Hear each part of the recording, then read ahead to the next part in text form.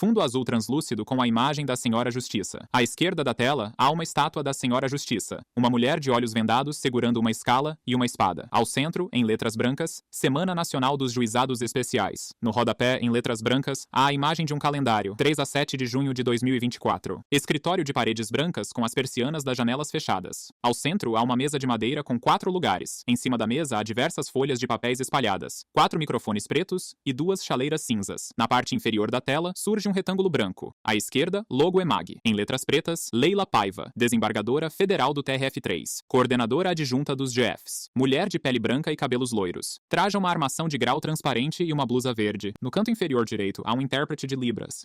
Boa tarde a todas e todos. É uma honra estar aqui, dando início à nossa Semana Nacional dos Juizados Especiais, organizada pelo Conselho Nacional de Justiça. Nós tivemos uma abertura que foi um brinde, né, que pôde nos dar o senhor ministro corregedor-geral, visitando aqui o nosso juizado de São Paulo. A conselheira Mônica Nobre também esteve conosco. Na oportunidade também, os senhores ministros Paulo Sérgio e a desembargadora Marisa Santos. Um homem adulto de pele negra e cabelos pretos se aproxima da mesa onde a desembargadora Leila Paiva está sentada. Ele ajusta o microfone que está à frente da desembargadora. O homem de pele negra se afasta da mesa. E a nossa coordenadora do juizado... A imagem da chamada de vídeo da desembargadora Leila Paiva congela. Dos especiais federais, a desembargadora Consuelo Yoshida, que nos fez uma saudação, porque se encontra realizando uma palestra no exterior, que já tinha um compromisso agendado para tanto. A imagem da chamada de vídeo da desembargadora Leila Paiva descongela. Eu quero, inicialmente, aproveitando da abertura, saudando a todos daqui, e especialmente aos que nos estão assistindo pela internet, e chamar a composição da mesa para depois fazer os meus agradecimentos. Inicialmente... De cabeça baixa, a desembargadora Leila Paiva mexe em alguns papéis. Eu chamo a doutora Ana Clara de Paula Oliveira Passos, a doutora... depois eu faço as apresentações. Uma mulher transita pelo escritório passando diante da câmera. O doutor Bruno Stan e o doutor Pedro Henrique de Proença Meira Figueiredo. Mulher adulta, de cabelos pretos, dirige-se a uma das cadeiras desocupadas à esquerda da desembargadora Leila Paiva e a move para trás. Obrigada. A juíza Ana Carolina senta-se na cadeira disposta para trás pela mulher de cabelos pretos. 2 homens transitam pelo escritório passando diante da câmera.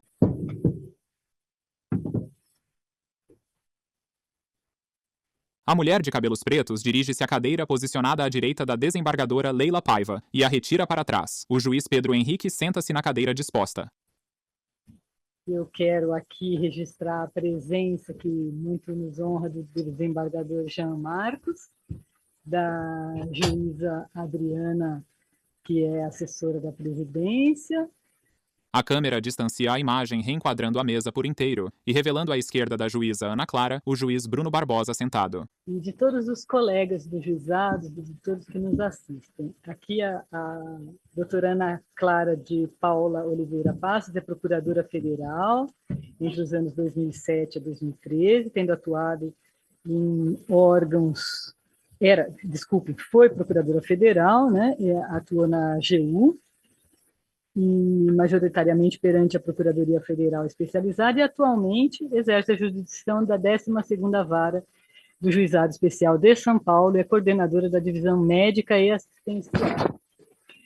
O doutor Bruno Stan, juiz federal, mestre em Direito Constitucional e Processual Tributário, pós-graduado em Direito Público, em atuação em Direito Administrativo, Tributário, Previdenciário e Penal. E o doutor Pedro Henrique de Proença Meira Figueiredo, juiz federal da 2ª Vara Federal de Sorocaba, graduado em Direito Internacional, especialista em Previdenciário. Foi advogado e analista do Ministério Público Federal. Eu quero abrindo, né, esta fala, não quero me demorar, mas eu quero agradecer a todos e todas que muito colaboraram para o acontecimento dessa semana, né? Esta é a primeira semana dos Juizados Especiais Federais, e se não fosse o apoio, né, de todos, especialmente, aqui eu quero agradecer a presidente do GEP de São Paulo, a doutora Gisele Bueno, a doutora Ivana Pacheco, que está aqui conosco, que nos ajudaram a montar esse evento. Na turma recursal, o doutor Caio Moisés e a doutora Ângela Monteiro, que também fazem parte dessa grande organização. No Mato Grosso do Sul, evidentemente, contamos com a doutora Raquel do Amaral, que sempre nos dando apoio ao lado do doutor Fernando Nardoni. A câmera se movimenta reenquadrando a imagem. E nos juizados de Campo Grande, o doutor Clorisvaldo dos Santos e o doutor Ney Gustavo Andrade. Não seria possível organizarmos tudo isso sem os apoios que contamos, porque foi um evento que não havia programação, né? Aqui eu não vou me demorar no nome de todos, eu posso esquecer de alguns, né? O doutor Carlos Pérez também, que aqui estou vendo presente, que nos ajudou desde sempre. Aqui, esta mesa, né, com a doutora... De cabeça baixa, a desembargadora Leila Paiva mexe em alguns papéis. Com os doutores, né, Ana Clara, Bruno e Pedro também, né, que se dispuseram desde logo a fazer essa abertura, né, que muito me honra, mas não seria possível sem esse apoio, exatamente porque a semana, como eu disse, é a primeira, e para tanto nós tivemos um curto espaço de tempo para nos prepararmos para, evidentemente, atender a essa demanda do CNJ, que muito me alegra, porque nós podemos sentar e conversar a respeito do GES.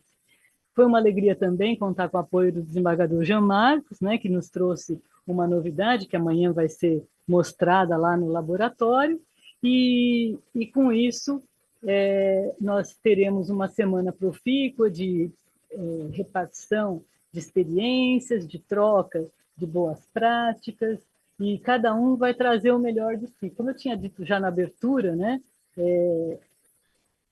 eu até repito, porque é uma frase muito pequenininha, o Beato Carlo Acuti falava que muitos nascem originais, todos nascemos originais, mas alguns morrem fotocópia. Atribuem também essa frase a Jung, mas de certa forma, né, não importa quem, isso é verdade, né? Nós temos que cuidar para sermos originais o tempo todo, continuarmos originais, não nos amoldarmos às cópias e fotocópias do mundo. Nós precisamos lutar para ser originais. Para ser originais, a gente tem que valer a essência, fazer valer a essência, fazer valer o amor que temos por esta paixão que é a Justiça Federal. Somos todos apaixonados, senão não estaríamos aqui. Então, eu agradeço o gabinete da coordenação, aqui na pessoa da Sabrina e do Paulo César. Agradeço todas as equipes de servidores que também, né, nos ajudaram a colaborar, ajudaram na colaboração do evento, e desejo a todos uma ótima semana dos juizados especiais aqui, né, federais. Obrigada. Com a palavra aqui a doutora Ana... A juíza Ana Carolina sinaliza em direção ao juiz Pedro Henrique. Ana Carolina. Ana Clara, perdão. Você pode, lógico. Então, o doutor Pedro Henrique começa. Vai falar sobre... O juiz Pedro Henrique ajusta o microfone posicionado à sua frente. Isso. O doutor Pedro Henrique defere 2 batidas na cabeça do microfone à sua frente. Bom, boa tarde a todas e todos. Gostaria de agradecer à desembargadora federal Leila Paiva Na parte inferior da tela, surge um retângulo branco. À esquerda, logo EMAG, em letras pretas. Pedro Henrique de Proença Meira, juiz federal substituto da Terceira Região. Homem de pele branca, cabelos e barbas pretas, trajando uma armação de grau. Camisa social branca, gravata vermelha e jaleco cinza. A juíza Ana Carolina apanha a chaleira cinza em cima da mesa e se serve um copo de água. De cabeça baixa, a desembargadora Leila Paiva segura o seu celular e direciona o olhar para a tela. Na Coordenadoria dos Juizados Especiais Federais da Terceira Região, juntamente com a desembargadora Consuelo Yoshida, pelo convite, também a doutora Gisele, presidente do GF de São Paulo, pelo convite. A juíza Ana Carolina bebe o seu copo de água. A desembargadora Leila Paiva afasta o seu microfone. De cabeça baixa, a desembargadora Leila Paiva mexe em alguns papéis. A desembargadora Leila Paiva coloca sua mão no braço da juíza Ana Carolina e a mostra alguns papéis. Nós estamos aqui hoje, a doutora Ana Clara, o doutor Bruno e eu, coordenadores atualmente dos Núcleos de Justiça 4.0 da Justiça Federal da Terceira Região, e viemos aqui como um dos trabalhos de prestação de contas dessa fase inicial dos núcleos, que é de trazer alguns esclarecimentos, algumas noções gerais sobre o nosso projeto aqui na Terceira Região. Inicialmente, eu gostaria de reconhecer e registrar o papel de alguns colegas, magistrados e desembargadores na construção desse projeto, e para que a gente pudesse estar aqui hoje falando com as senhoras e com os senhores. A gente pode ser muita coisa na vida, mas ingrato e desonesto não tem como, né? Então a gente tem que reconhecer. Então, em primeiríssimo lugar, não é uma ordem de importância, mas cronológica. A desembargadora federal Daldice Santana sempre nos apoiou, sempre esteve nos defendendo e defendendo os nossos projetos e acreditando. E não só isso, como participando efetivamente na gestão passada, disponibilizou servidores do seu gabinete para atuarem conosco na fase piloto, fazendo audiências, minutando sentenças à medida que podia, porque ela acreditava muito nesse projeto. Ela, o Dr. Caio Moisés, que também foi um grande parceiro nosso na gestão passada. Agradecer também a desembargadora federal Marisa Santos e o Dr. Paulo Arena, que na gestão passada também abraçaram esse projeto, implantaram a fase piloto e depois estudaram e implantaram a fase permanente. E a doutora Marisa, no final de sua gestão, me nomeou como coordenador do terceiro núcleo de Justiça 4.0. Então, eu sou muito grato às suas excelências. E nessa gestão, evidentemente, ao desembargador federal Carlos Muta e a doutora Adriana Delboni, que são nossos grandes parceiros. Nós temos muito orgulho de trabalhar juntos, porque são pessoas que a gente acredita no ideal, no seu trabalho, na sua seriedade, na sua honestidade. São pessoas que nos iluminam muito. O Dr. Muta, assim como a doutora Leila, a doutora Mônica, que esteve aqui presente, participou da nossa formação inicial, e muito nos honra de estar à frente do tribunal e conduzindo esses trabalhos tão importantes para a Justiça Federal da Terceira Região. Feitos esses esclarecimentos, esses registros iniciais, eu gostaria de tratar sobre noções gerais dos núcleos de Justiça 4.0. Eu, a doutora Ana Clara e o doutor Bruno, nós dividimos a nossa fala, de modo que eu faça uma explanação inicial, teórica, sobre como surgiu os núcleos, e aí o doutor Bruno e a doutora Ana Clara trazem a experiência prática de como isso aconteceu aqui na Terceira Região. É muito importante para que todos os colegas, servidores, saibam como o nosso trabalho tem sido realizado, sempre com um propósito de muita transparência. Os núcleos de Justiça 4.0, é importante destacar que eles não podem ser confundidos com a Justiça 4.0.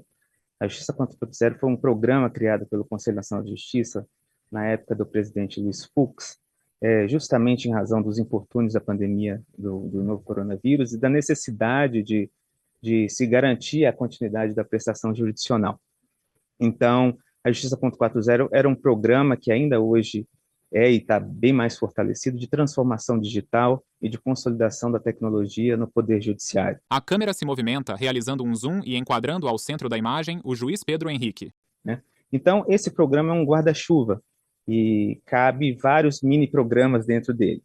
Dentre eles, a plataforma digital do Poder Judiciário, que é o Marketplace, que substituiu o PJE como plataforma única, o balcão virtual, que garantiu na época da pandemia e garante até hoje o atendimento à distância de advogados e partes com juízes e servidores de secretaria. A câmera se movimenta, reenquadrando a imagem. O juízo 100% digital, que também não é a mesma coisa que o Núcleo 4.0, O juízo 100% digital é o procedimento, é o processo 100% digital, que é escolhido livremente pelas partes, nada disso é imposto, porque a gente sabe que nós vivemos um país com muitas desigualdades regionais, existem pessoas que só conseguem acessar muito dificilmente e conseguem presencialmente, então, para essas pessoas a gente vai estar sempre de portas abertas para recebê-las, mas para aquelas que têm condição e que querem optar pelo programa digital, tem a possibilidade de fazê-lo através do juízo 100% digital. E os núcleos de Justiça 4.0, que são um desses programas da Justiça 4.0, que são as unidades judiciárias virtuais. Nós temos, tradicionalmente, as unidades físicas, nos fóruns, as varas, as turmas recursais, e agora, desde 2021, com a inovação do Conselho Nacional de Justiça, houve a previsão de conversão de varas físicas em varas virtuais, visando a um propósito muito nobre, que é de equalizar a distribuição e a carga de trabalho de magistrados e servidores de todo o Poder Judiciário. Também temos a Rede 4.0, que é um projeto inovador da Justiça Federal da Terceira Região, que é de chamar unidades judiciárias físicas que estão com a distribuição muito abaixo da média regional, por razões geográficas específicas, a contribuírem com a equalização da distribuição da carga de trabalho. Esse é um projeto que está sendo estudado, já há previsão em provimento 72 do Conselho, de integração dessas unidades. Primeiro, nós focamos no fortalecimento, na criação e estruturação dos núcleos, e depois nós vamos estudar, junto com a presidência, com o Conselho da Justiça, a possibilidade de utilizar essas unidades físicas em auxílio. São unidades judiciárias virtuais com funcionamento, evidentemente, remoto e totalmente digital, garantindo maior eficiência, agilidade. As partes que quiserem conversar com as unidades judiciárias virtuais têm acesso ao balcão virtual, aos e-mails, a possibilidade de agendamento de despachos com magistrados, sempre de forma virtual, o que tem levado a uma satisfação bastante grande das pessoas que estão tendo seus processos levados voluntariamente, vale destacar, voluntariamente aos núcleos 4.0. Os núcleos, pelo CNJ, eles têm uma dupla função. Eles têm, primeiro, essa função de equalizar a distribuição, de ajudar a resolver essas desigualdades regionais no recebimento de processos por unidades que têm a mesma competência. Não é possível mais conviver com uma situação em que, numa mesma região, no mesmo estado, nós temos juizados com a mesma quantidade de magistrados e servidores recebendo uma distribuição totalmente distinta. Isso prejudica não só quem trabalha, mas também o segurado, porque ele tem o infortúnio de morar numa região que tem um juizado mais abarrotado, ele vai esperar muito mais tempo do que o outro que mora numa cidade próxima para ter o seu benefício previdenciário concedido ou revisado. Então, esse foi o primeiro enfoque, a equalização de distribuição. E também uma segunda função dos núcleos é o apoio às unidades judiciárias com o acervo já existente. Por razões diversas, existem muitas unidades judiciárias abarrotadas, principalmente aquelas de competência cumulativa no interior da região, não só da terceira, de outras regiões também, pela falta de servidores, estrutura mínima, vários motivos objetivos. E aí existe essa vertente dos núcleos 4.0, que é de apoiar essas unidades, recebendo em redistribuição processos de unidades que estejam com acervo muito grande, com a quantidade de processos muito grande para a realização de audiências, para a conclusão de sentença, prejudicando até o cumprimento das metas do Conselho Nacional de Justiça. Os núcleos especializados, os primeiros que atuam na equalização da distribuição, como dito, eles atuam com o juízo 100% digital, que é o procedimento, né, evidentemente. Eles trazem uma outra novidade, que é a necessidade de serem especializados em razão de uma mesma matéria, garantindo também maior eficiência na produção de atos processuais, padronização de atos, de cumprimento de atos, aumentar a expertise de magistrados e servidores para aumentar essa produtividade, e atuam, como dito, em processos novos. É bom salientar que, tanto na fase de apoio quanto na de distribuição, é visto como um negócio jurídico processual. Quem quiser optar vai conseguir, quem não quiser continua da forma tradicional. Não é nada imposto, apesar de ter sido bastante estimulado e tem havido um interesse muito grande por parte não só dos advogados, como das partes de aderirem, porque os resultados já estão sendo apresentados e já está havendo uma diferença de tratamento nesse sentido. E os núcleos de apoio atuam em auxílio às unidades judiciárias, são considerados critérios objetivos para poder auxiliar essas unidades. O gabinete da coordenadoria, coordenado aqui pela doutora Leila, doutora Consuelo, eles têm adotado desde a gestão anterior critérios muito objetivos para selecionar essas unidades, para não gerar nenhum tipo de favorecimento subjetivo. São critérios como a distribuição do último triênio, taxa de congestionamento, conclusão para sentença, índice de produtividade, tudo aquilo que é determinado pelo Conselho Nacional de Justiça.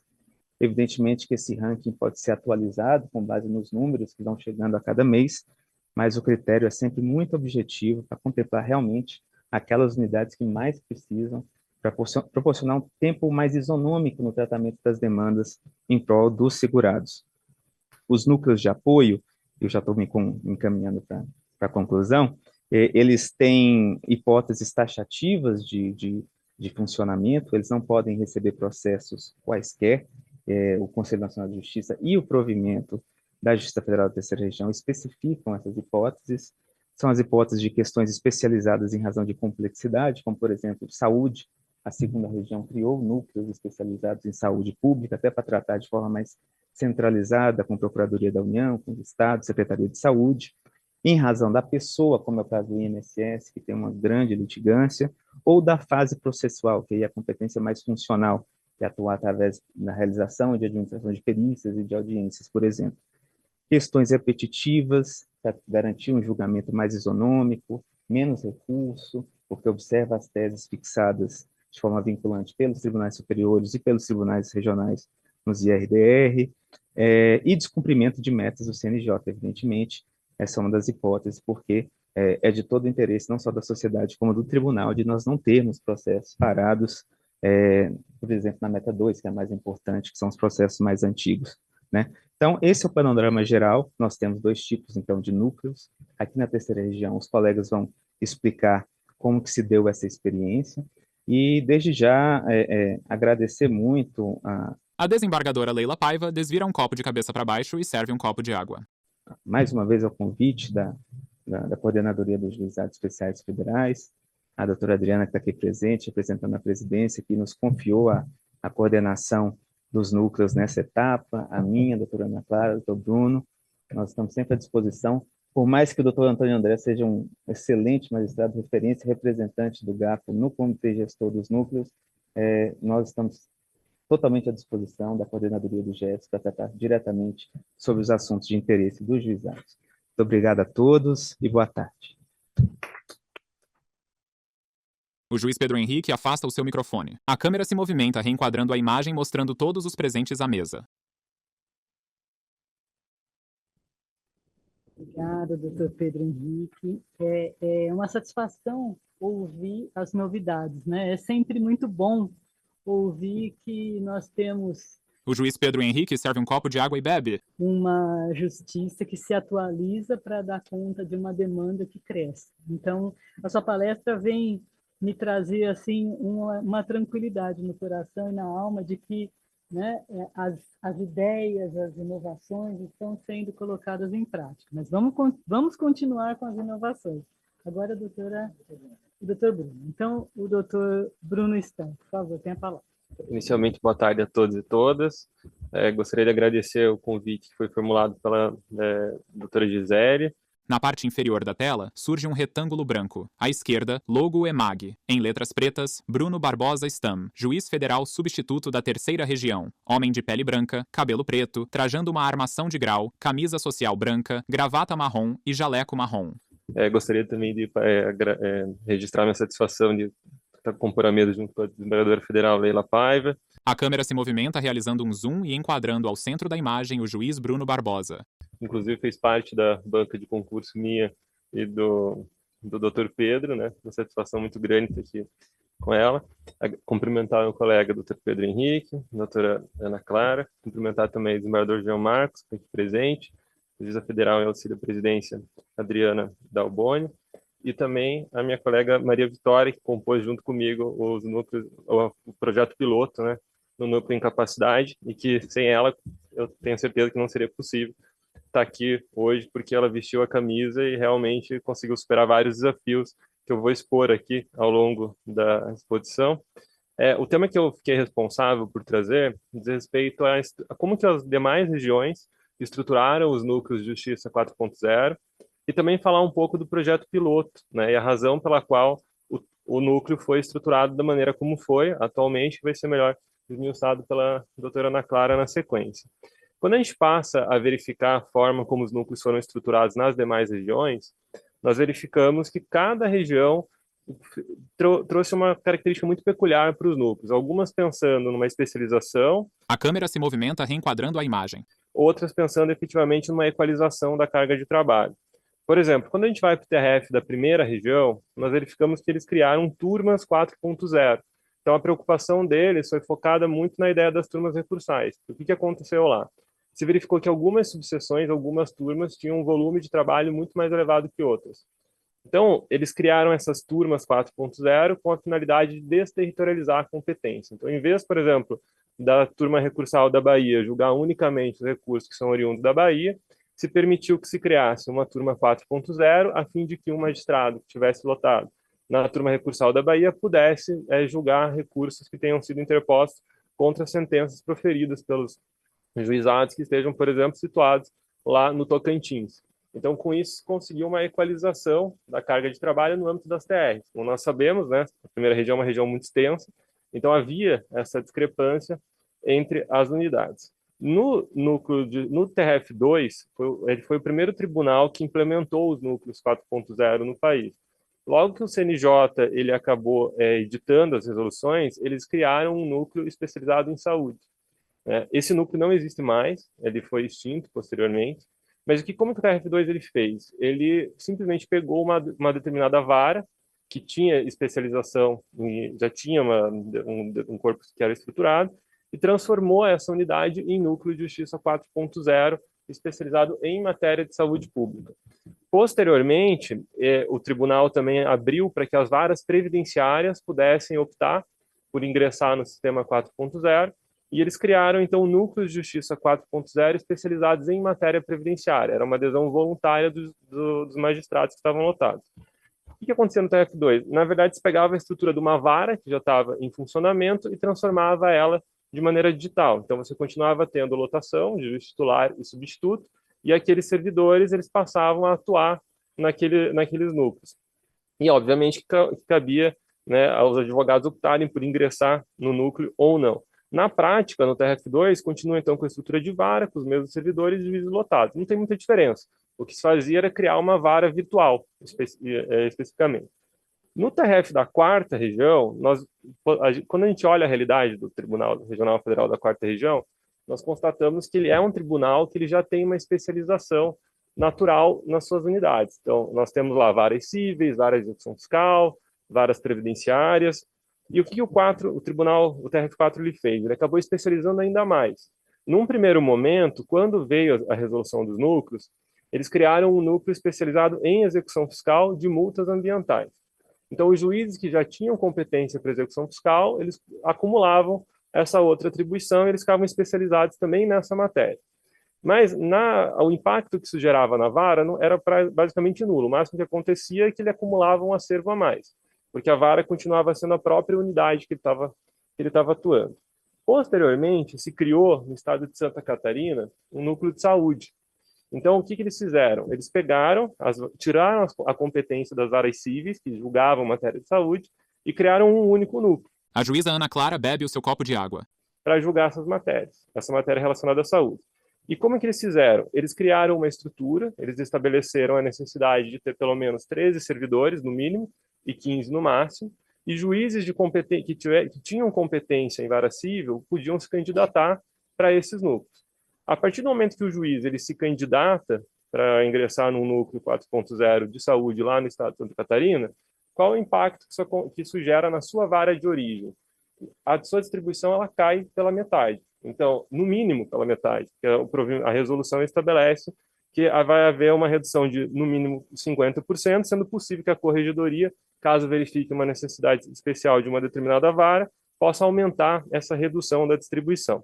O que acontece é que esse magistrado, então, ele passa a atuar nesse núcleo. E também foi pensado agora, recentemente, na 4ª região, um núcleo 4.0 que diz respeito a benefícios por incapacidade. Então, como que foi feito? Se permitiu que juízes que façam parte de varas previdenciárias se candidatem para esses núcleos e eles passam a atuar de maneira cumulativa na sua vara de origem. Mas como eles passam a atuar de maneira cumulativa, isso tem um impacto na sua jurisdição. Qual que é o impacto? Aquela unidade, ela para de receber processo, então ela não tem mais distribuição. Por quê? Porque a partir do momento que cessar a sua designação, ele continua com aqueles processos voltam. Se for o juiz titular, que acaba sendo designado para atuar nesse núcleo de incapacidade, ele tem a possibilidade também de delegar a administração da vara para o substituto por conta dessa acumulação do acervo que ele passa a ter. Quando a gente olha o TRF5, a gente vislumbra que lá eles acabaram criando núcleos de justiça 4.0 só para analisar questões relativas à população de rua e, inclusive, que tratem de ações coletivas relacionadas a essa população. Isso foi criado lá na seção judiciária do Rio Grande do Norte, e lá foi designada uma determinada vara, que foi a 6ª Vara Federal, para atuar, né, nesses processos, dando toda a tramitação. E o TRF6, ele acabou criando um núcleo de justiça 4.0 que diz respeito ao LOAS, só para julgar LOAS. Então, os juízes que tinham interesse, eles se candidatavam e eles cumulavam as suas atribuições nas áreas de origem julgando. Na prática, é como se fosse um mutirão de sentenças, ou seja, as pessoas se candidatavam e tem que julgar um determinado quantitativo que vai estar previsto no edital. E na 3ª região, como é que foi pensado isso? Bem, como todos nós sabemos, quando teve a reforma da Previdência, vários juizados, sobretudo do interior, ficaram bastante preocupados por conta da mitigação da competência delegada, né? Na 3ª região, isso teve um impacto bastante elevado, levando em consideração que é o artigo 3º da Lei 13.856 de 2019, estabelecia aquele limite de 70 quilômetros para que pudesse ser ajuizada a ação na Justiça Estadual. Então, o que aconteceu nesse caso? Houve um boom de processo. Além de tudo, nós tínhamos uma escassez de servidores, né, que é um contexto que todos nós vivemos. Então, naquela situação, o que acontecia? Você tinha um volume, uma distribuição que aumentou muito e uma força de trabalho que acabava sendo inferior para conseguir dar vazão. Algumas unidades, foi constatado, elas chegaram a mais do que dobrar a sua distribuição. Então, ainda na gestão do desembargador Mairan Maia, foi criado um grupo de trabalho para tentar estudar formas, né, para modernizar e otimizar os juizados especiais federais. E, na ocasião, se constatou 2 grandes problemas que os juizados enfrentavam, sobretudo do interior. Falta de audiências muito extensas, né? Esse grupo de trabalho foi criado lá em 2021 e foi constatado que alguns juizados eles estavam com uma pauta lá para o final de 2023, ou seja, uma pauta muito extensa, muito elevada. E constatou-se também um problema muito grande a benefício por incapacidade, porque se tinha uma dificuldade muito grande de conseguir gerir aquelas perícias e os processos eles ficavam parados muito tempo. Então se pensou em criar 2 núcleos, né, num projeto piloto. Foi criado o provimento 54, que instituiu um núcleo de instrução e um núcleo de incapacidade. No núcleo de instrução, a finalidade desse núcleo era justamente realizar as audiências para tentar dar uma afogada na pauta dos juizados que tinham sido selecionados, que na época, pelo provimento 54, ficou definido Jundiaí, Sorocaba e Campinas. E o núcleo de incapacidade queria realizar as perícias e, posteriormente, realizar o julgamento dos processos. O núcleo de incapacidade foi formado pela doutora Maria Vitória, que era coordenadora, doutora Gisele, que está aqui presente também, doutora Eliana, no primeiro momento, também fez parte do núcleo, depois acabou precisando se ausentar. E no núcleo de instrução nós tivemos o doutor Pedro, doutor Bruno Takahashi, que era o coordenador, e o doutor Antônio André, que faziam parte desses núcleos. E nós tivemos uma série de dificuldades, né, no primeiro momento. Por quê? Porque o provimento 54, quando ele foi criado, ele prevê que os núcleos eles teriam uma estrutura adequada para dar vazão para esses processos, que seriam remetidos, né, que seriam, foi selecionado um quantitativo nos núcleos, das varas que estavam sendo auxiliadas, que eram encaminhados para os núcleos de justiça para que eles pudessem, no caso do núcleo de instrução, realizar a audiência, verificar se havia proposta de acordo e realizar o sentenciamento, e no núcleo de incapacidade nós tínhamos que desenvolver as perícias. e realizar o julgamento dos feitos. Só que o que acontecia? Nós não tivemos um quantitativo de servidores no primeiro momento que fizesse frente ao volume daquilo que a gente recebeu. Por quê? Por uma questão muito simples, uma questão de escassez de servidores que nós estávamos tendo. Então, num primeiro momento, o projeto se iniciou em maio. Nós só fomos receber servidores em julho, né? Então, foram meses depois. E duas servidoras para fazer a parte da secretaria. Posteriormente, só em novembro, que nós viemos receber mais 3 servidores para auxiliar nas atividades de minuta. Só que o que acontece? Eram servidores que não tinham ainda tanta experiência com relação à questão da minuta, então teve toda a questão do treinamento e tudo mais. Então, por isso que quando o Pedro até comenta, né, da desembargadora da Audice, fez um agradecimento a ela, que eu deixo o registro também do nosso agradecimento, porque a participação dela foi essencial. Se ela não tivesse cedido 2 servidoras maravilhosas, que foi a Elaine e a Mirna, talvez a gente não tivesse conseguido ter sucesso nessa empreitada. Por quê? Porque elas acumularam as suas atribuições junto ao GACO e ainda dispuseram do seu tempo, né? Eu lembro que a Elaine, algumas vezes, ela estava até em férias e ela estava resolvendo problemas relacionados às perícias. Nós tivemos, então, uma dificuldade muito grande com relação ao gerenciamento dessa pauta de audiências e com relação ao gerenciamento das perícias. A câmera se movimenta reenquadrando a imagem. Eu acredito que a doutora Maria Vitória com certeza vai lembrar do fatídico dia que nós tínhamos um mutirão ajuizado, um mutirão marcado de perícias, foi em Jundiaí, né, se não me engano. Acho que foi em Jundiaí e estava tudo certo. Foi isso. Então, mas eu já ia chegar na Cida, porque ela que salvou a gente nesse dia. Então, por isso que eu já ia fazer menção a ela. Porque o que acontece? Nesse dia nós estávamos com todas as audiências, todas as perícias marcadas para serem realizadas no dia seguinte, no dia aí, e às 19 horas de sexta-feira, porque os mutirões ocorriam no sábado, um perito simplesmente disse que não ia mais poder comparecer. Então foi uma loucura, porque nós tivemos que conseguir encontrar algum perito que se dispusesse a ir até Jundiaí e realizar as perícias. E esse foi um dos grandes desafios também do núcleo, do núcleo de incapacidade, era conseguir convencer os peritos a realizar e participar desses mutirões. Porque nós estávamos num contexto de restrição orçamentária, então não se sabia quando esses peritos iam conseguir receber, e a gente tinha que conseguir que esses peritos se dispusessem a ir até a localidade, realizar um quantitativo mínimo de perícia que fosse economicamente viável para eles, porque senão eles não queriam ir. E isso foi graças à intervenção da doutora Maria Vitória, que fez várias reuniões com os peritos, conversou com esses peritos, foi possível realizar vários mutirões. Nós realizamos... De cabeça baixa, o juiz Bruno Barbosa mexe em um tablet. Aqui, segundo o levantamento que eu tenho aqui, 497 perícias nesses mutirões. Nós realizamos 2 mutirões em Campinas, 2 mutirões em Sorocaba e 2 mutirões em Jundiaí. E no final acabou sendo foi exitoso. O projeto se demonstrou adequado às finalidades que ele se propunha. No núcleo de instrução, nós tínhamos ainda um outro problema, que era conseguir adequar a pauta de audiência dos juízes que estavam designados, que todos eles não estavam com prejuízo das atribuições, eles cumulavam as atribuições. E, além de tudo, como o núcleo de instrução ele tinha uma matéria muito restrita, que era só benefícios de pensão por morte, cuja controvérsia fosse união estável, sem que houvesse corréu, salvo o filho em comum, tinha que se tentar conciliar a pauta de audiência dos magistrados com a dos procuradores. Por quê? Porque a finalidade era tentar induzir acordos, né? Então, quanto mais os procuradores comparecessem às audiências, maior o número de acordos que nós teríamos. E a Elaine, nesse caso, ajudou muito, né, com relação a essa intermediação.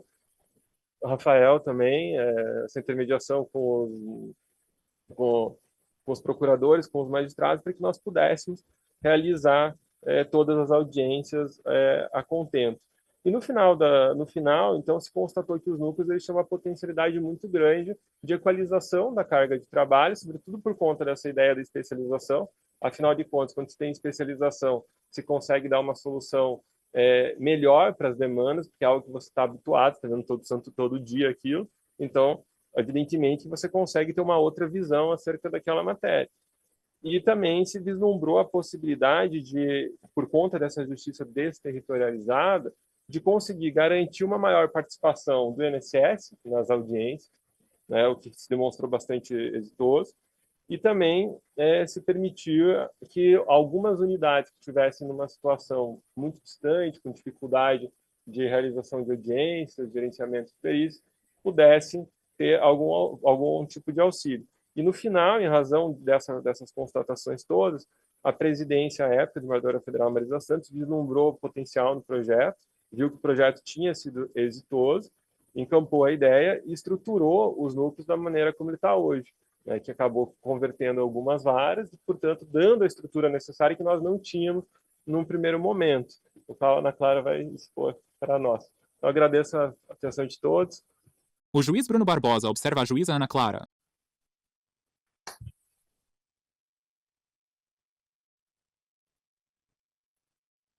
A doutora Ana Clara aproxima o seu microfone. Parabéns, doutor Bruno, pela explicação tão objetiva e clara, né? A câmera se movimenta, reenquadrando ao centro da imagem a desembargadora Leila Paiva e a doutora Ana Clara.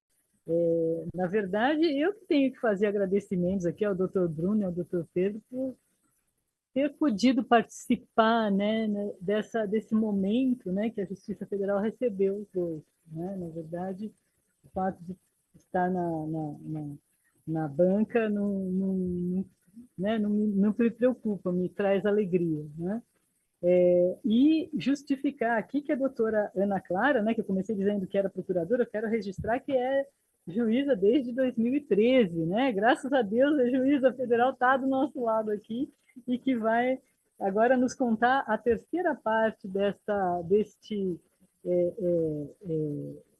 assim, é uma novidade tamanha, né? Os núcleos 4.0 que nos fazem pensar aqui no tribunal agora, né? Com esse olhar que a gente tem de uma estrutura mais, vamos dizer assim, estática, né? Como que isso funcionaria, né? Eu estou aqui pensando, né? Não sei se o doutor Jean também está aqui pensando, o que será esse 4.0 o dia que chegar no tribunal? Vamos lá. Por favor, doutora Ana Clara.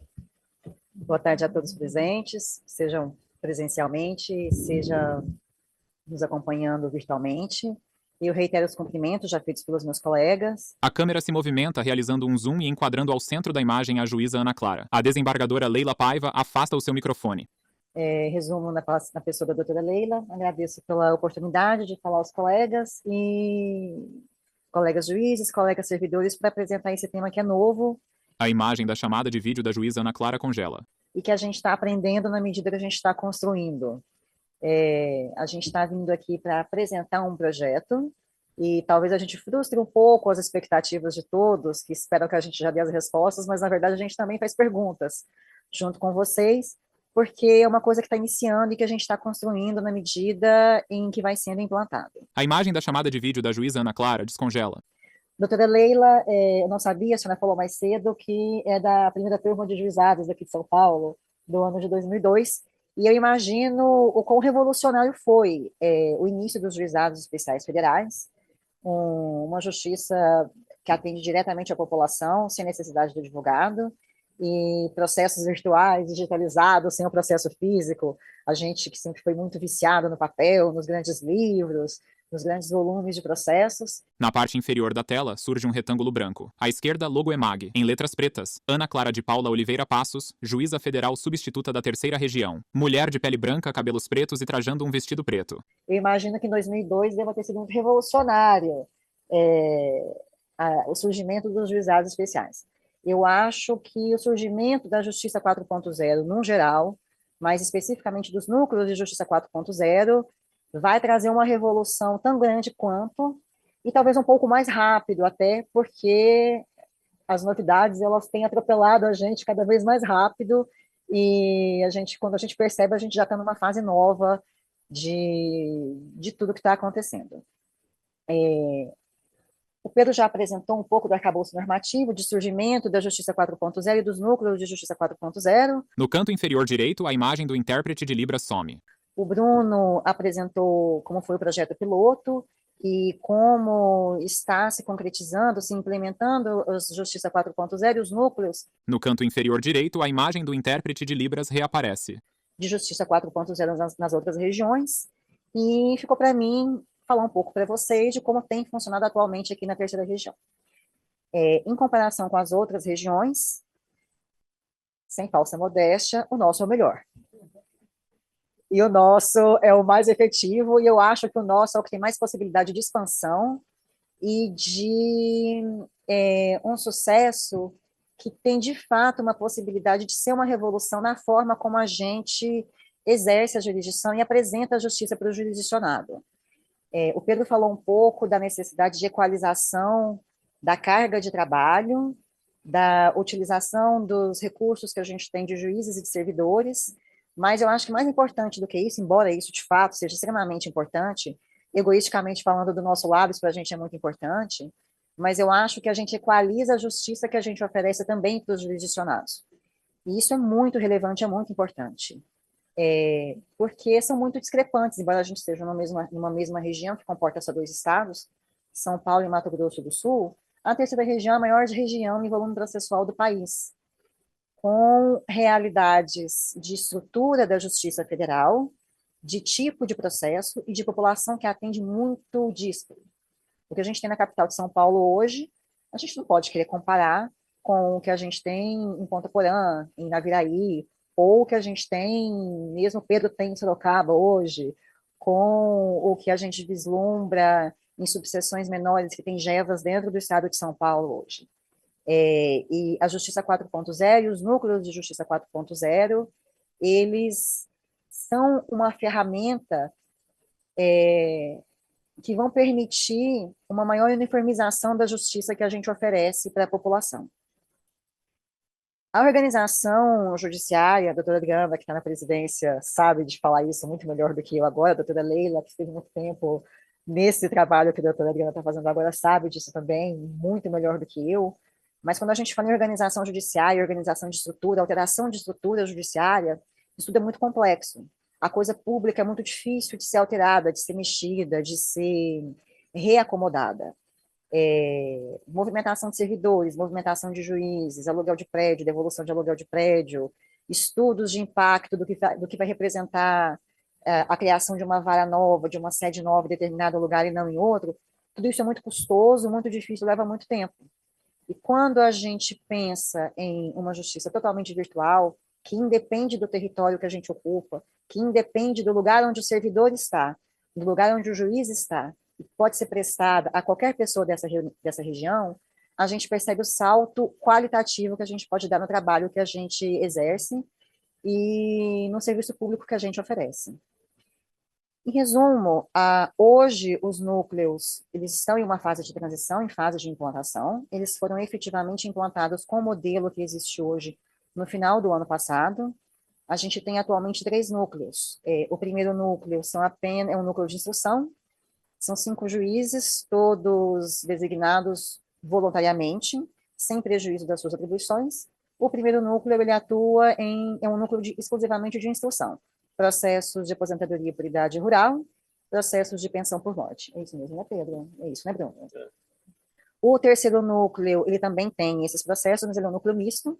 E o segundo núcleo, ele é um núcleo que concentra processos de benefício por incapacidade loucos. O terceiro mistura a competência desses dois, a atribuição desses dois, mas a gente encaminha um projeto para que o primeiro e o terceiro fiquem com a mesma atribuição de instrução e os benefícios por incapacidade LOAS fiquem só no segundo núcleo.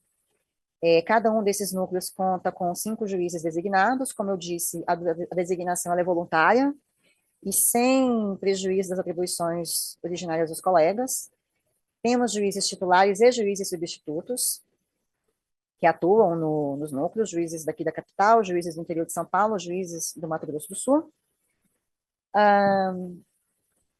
Os processos dos 2 núcleos de instrução, eles vêm para o núcleo, eles são remetidos das competências originárias para o núcleo, a partir do momento da realização da audiência, a audiência designada, realizada aqui, e segue nos núcleos até a sentença.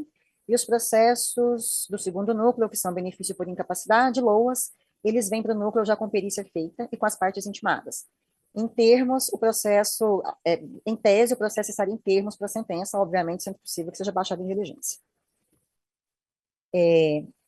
Hoje, esses núcleos não contam, para não dizer que não contam, eles contam com um único juiz, que é efetivamente lotado nos núcleos, que é o Felipe, Esses núcleos surgiram, o primeiro núcleo, da conversão de uma turma recursal que não foi implantada, em vez de implantar mais uma turma recursal, optou-se pela criação de um núcleo de Justiça 4.0. O segundo núcleo, ele resulta da conversão de uma vara de Piracicaba, e o terceiro núcleo da conversão de uma vara de Marília. Felipe é o nosso juiz universal e originário, porque mais que natural, justamente porque ele era um juiz que estava lotado em Piracicaba, e com a conversão da vara de Piracicaba, ele permaneceu nos núcleos. Eu vou trazer alguns números atuais para que todos entendam o que já tem sido feito nos núcleos, depois eu falo um pouco de como os processos chegam até o núcleo. A juíza Ana Clara segura o seu celular.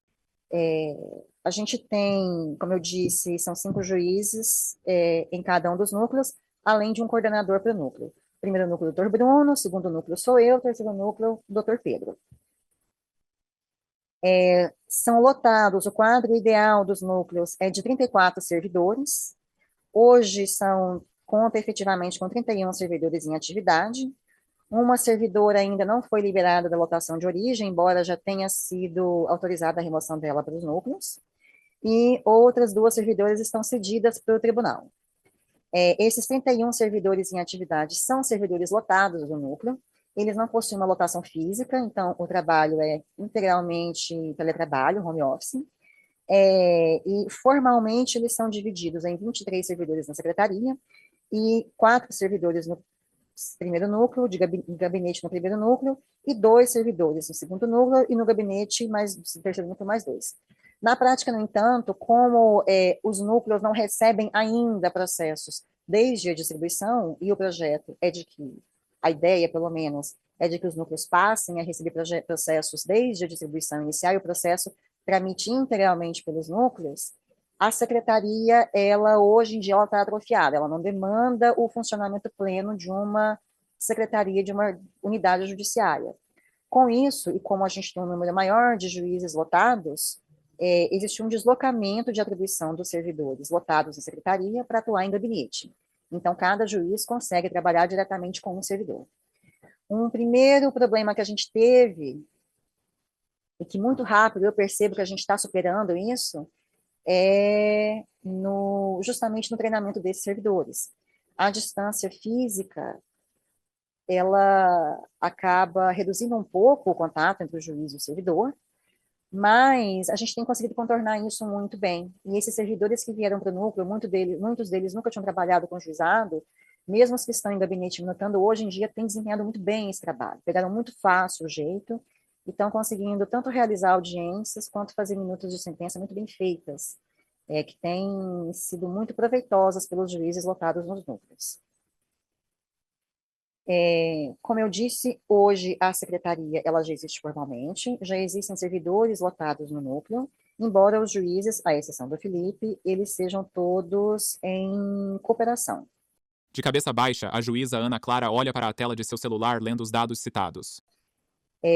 Embora a primeira remessa de processos para o núcleo, para a cooperação do núcleo, ela tenha vindo no final do ano passado, na prática, os núcleos só começaram a funcionar com minuta de sentenças e com realização de audiências em fevereiro desse ano, porque a gente demandou um prazo de intimação das partes para manifestação na origem sobre a concordância com a remessa dos processos para o núcleo, e a gente tinha aquele prazo em janeiro de suspensão de processos, de prazos, então a gente começou a fazer efetivamente em fevereiro.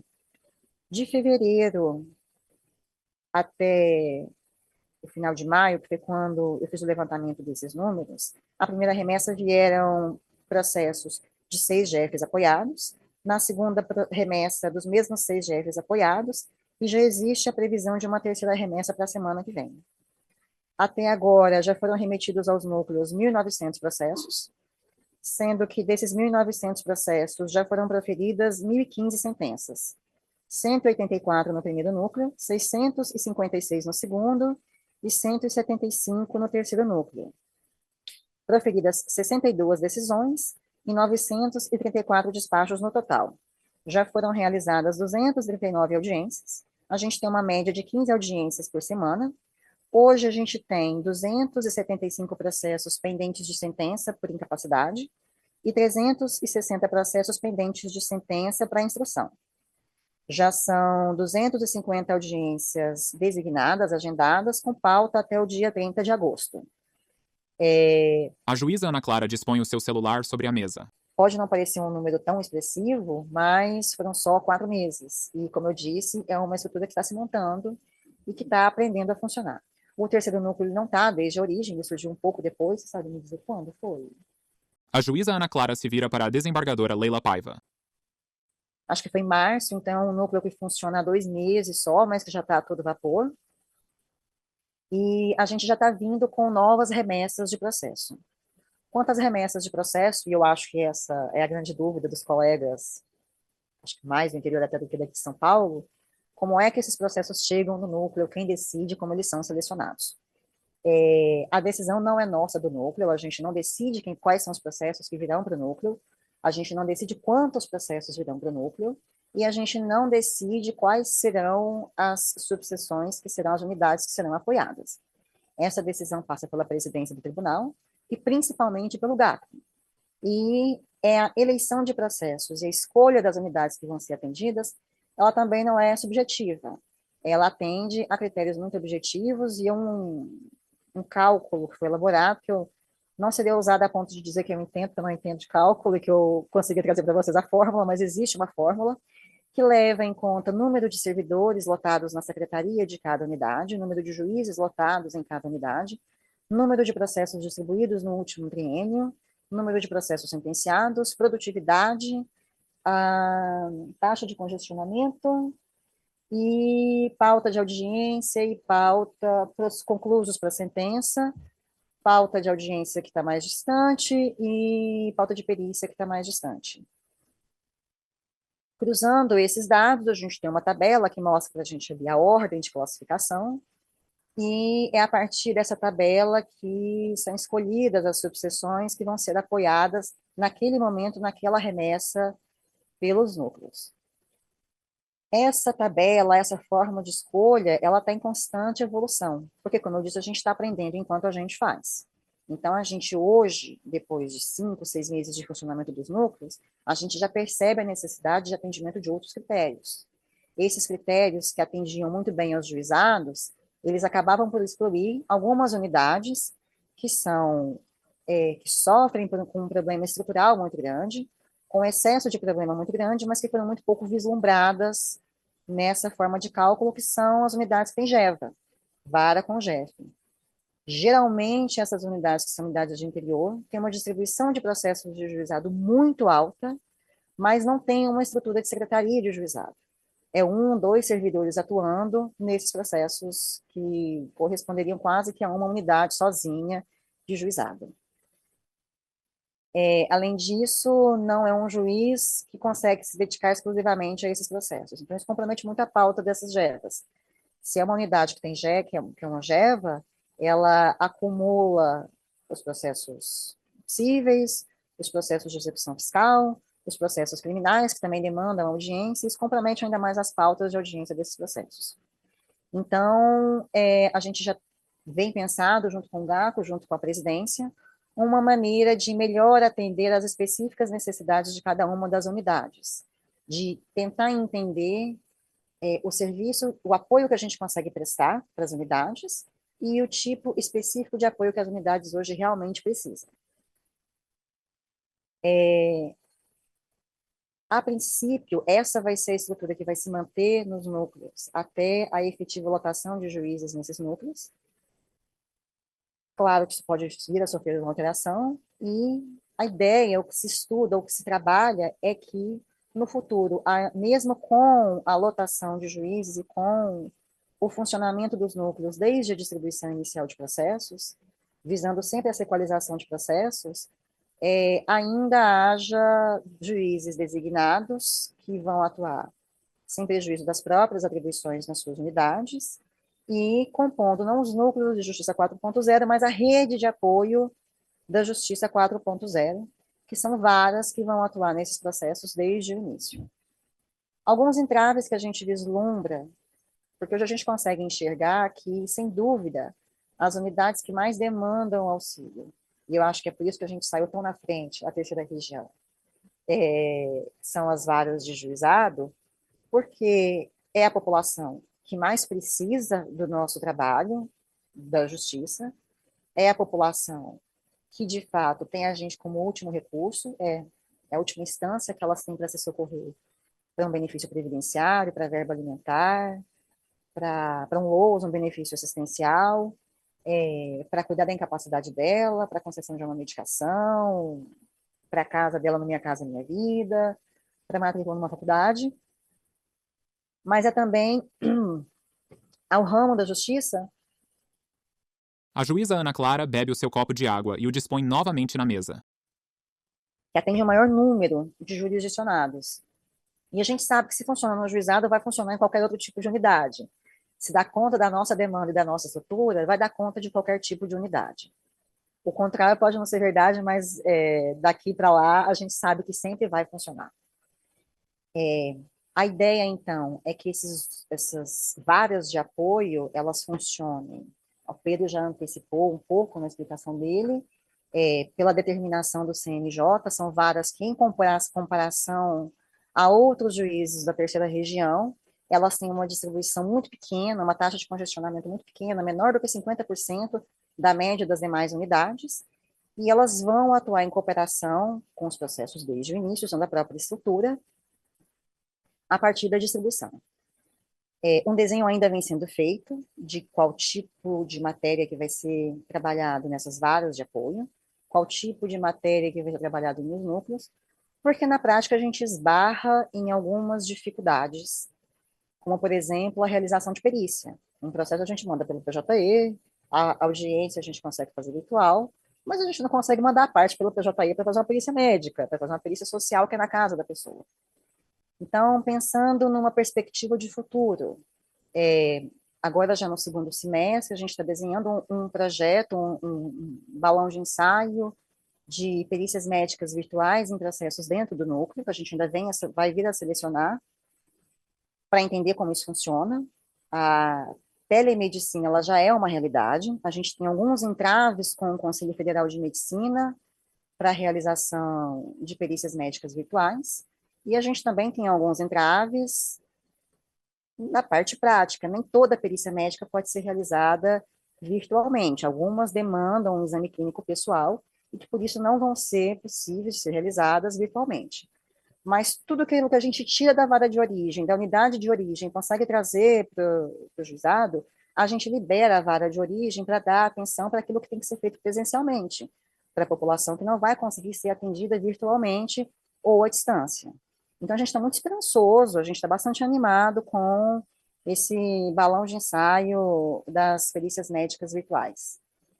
A ideia dos núcleos de justiça 4.0, mesmo depois da lotação de juízes nos núcleos, é a de continuar também com juízes designados. A gente acabou de passar por um concurso de juízes, de ingresso na carreira de juízes, estamos na torcida para que o maior número de juízes aprovados tome posse, são mais de 100. Então, é gente nova que está entrando, gente com vontade de trabalhar, com gás para trabalhar, e que a gente acredita que vai ter uma adesão muito grande aos núcleos de justiça 4.0. Não tenho uma perspectiva de quanto a gente vai conseguir atingir até o fim do ano, mas eu acho que a gente vai apresentar até o fim do ano números muito bons, e um encurtamento de prazo processual desses processos muito bons. Antes de assumir a coordenação do segundo núcleo, eu estava designada no segundo núcleo, e nesse ano de 2024, enquanto eu estava sentenciando no meu gabinete aqui na 12ª Vara de São Paulo, processos de 2023, já 2024, eu estava sentenciando processos do núcleo de 2021, processos de incapacidade de LOA de 2020, e que se não viessem para o núcleo, não estariam sendo sentenciados tão cedo, porque a gente conta com muitas varas, com muitas unidades que estão muito lotadas, muito assoberbadas, que fazem o possível, mas que não conseguem dar vazão a isso. Como o Pedro disse, como eu mesmo falei, muito mais do que a equalização da nossa força de trabalho internamente, é a equalização da jurisdição que a gente presta e do serviço que a gente oferece para a população. Não é justo, não é correto, não é moral que um processo de São Paulo seja sentenciado em 6 meses, em 8 meses, e um processo de Naviraí seja sentenciado em 4 anos. E a gente está falando de um processo de um benefício assistencial, de um OAS, que a gente presume que a parte vive em estado de miserabilidade, que ela é idosa ou que ela é deficiente, que ela não vai ter de onde tirar alimentos e rendimentos. Nesse aspecto, eu acho que a Justiça 4.0, acima de tudo, ela efetiva muito na prática o que a gente tem que entender como justiça, e ela faz com que a gente veja o serviço da gente sendo prestado de uma maneira muito mais efetiva, que a gente se perceba trabalhando realmente naquilo que está precisando, que está demandando, que está chamando a gente. Eu sei que a expectativa é de que a gente trouxesse dados mais objetivos, de como vai funcionar aqui de agora para frente, não são tantos, mas são dados muito animadores. Eu acho que muito rápido a gente vai conseguir estruturar de uma maneira ainda mais concreta a Justiça 4.0, os núcleos de Justiça 4.0. Acho que no futuro a tendência é que não só os processos de juizado venham para o núcleo 4.0, mas que aos poucos a justiça toda se organize em torno do núcleo 4.0. A doutora Leila falou que não imagina como vai ser quando chegar no tribunal, mas acho que sim, vai chegar no tribunal. A juíza Ana Clara se vira para a desembargadora Leila Paiva. Porque, de fato, é meio óbvio que eu vou dizer, mas é o futuro que a gente já está vivendo hoje, é um futuro muito próximo da gente. Tudo caminha muito rápido, a tecnologia anda muito rápido, em regra o serviço público, o judiciário demora um pouco mais, e é muito legal, muito, muito bacana a gente perceber que a gente está conseguindo acompanhar, mesmo que seja em um ponto tão específico que são os núcleos. Acho que isso é o que eu tinha para apresentar para todos por enquanto, e no meu nome, em nome dos meninos, me coloco à disposição de todos para quaisquer dúvidas, para quiserem conversar, bater um papo sobre os núcleos, vão ser sempre muito bem-vindos, não só para conversar, como também quem queira se candidatar para auxiliar com os processos do núcleo. Obrigada. A juíza Ana Clara afasta o seu microfone, pega uma das chaleiras cinzas dispostas sobre a mesa e serve-se de um copo de água.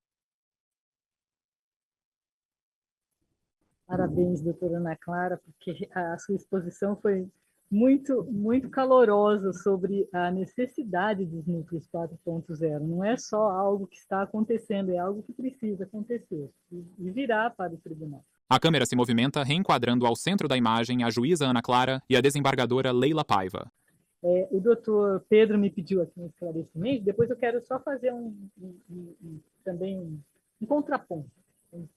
Bem rapidamente, doutora Leila, só para esclarecer, eu participei da fase piloto e é interessante a gente partir de uma realidade que é o seguinte, não só a advocacia. A câmera se movimenta, reenquadrando ao centro da imagem o juiz Pedro Henrique e a desembargadora Leila Paiva. Mas todas as funções essenciais da justiça estão hoje se desterritorializando e se regionalizando. Então, o diálogo fica muito mais fluido e mais facilitado quando, do lado de cá, a gente também desterritorializa, especializa e regionaliza. Para a senhora ter uma noção, na fase piloto, nós conseguimos conversar com a Procuradoria Regional Federal. Praticamente todas as audiências que eu fiz teve a participação de Procurador Federal. O juiz Pedro Henrique segura o microfone à sua frente. Tranquilamente, eu asseguro que no mínimo 50% de acordo nós tivemos, e só não teve mais porque teve segurado que rejeitou. Mas porque tinha aquela proposta de 90% dos atrasados e tal. De cabeça baixa, a desembargadora Leila Paiva pega e olha para a tela de seu celular. Mas no mínimo 50% de acordo houve. A desembargadora Leila Paiva dispõe o seu celular na mesa. Então, existe um diálogo muito direto hoje com a Procuradoria Regional Federal da Terceira Região, com a SEAB, que é a Central de Atendimento de Demandas Judiciais, para receber e implantar os benefícios. E um último detalhe é que, como a estrutura do núcleo ela é única e compartilhada, então não existe mais lotação de servidor na secretaria ou no gabinete X. Os servidores são lotados nos núcleos. E aí, onde houver uma demanda maior, essa força de trabalho é deslocada e é uma coisa mais flexível para poder resolver a demanda que está presente ali no momento. São só esses esclarecimentos. Obrigado. O juiz Pedro Henrique afasta o microfone à sua frente e, de cabeça baixa, mexe em alguns papéis em cima da mesa. Não, tudo isso é muito fantástico. Eu vou abrir para quem quiser falar aqui da plateia, ou se tiver algumas questões, eu não sei como é que está montado, né? Se a gente pode ter... Não tem, né? Eu fico maravilhada porque realmente é o futuro, né? E esse eletrônico tem uma base... A imagem da câmera se movimenta reenquadrando a imagem e mostrando todos os presentes na mesa. O juiz Pedro Henrique pega uma das chaleiras cinzas dispostas sobre a mesa e serve-se de um copo de água. Me fascina, porque no começo, né, até porque a gente fica mais antiga, vai ficando didática contando histórias, né? Em 2002, que vocês não sabiam que eu estava lá, mas eu estava lá, vendo uma fila danada, a gente recebia ainda os tais dos kits juizados, porque o nosso sistema não era o eletrônico, era o digital. Pois bem, isso passou o tempo, quando tínhamos, em 2012, 2013, tínhamos 10 anos de juizado, eu estava convocada na presidência do doutor desembargador Newton de Luca. Então, nesse período de 10 anos, claro, as reavaliações são feitas, né?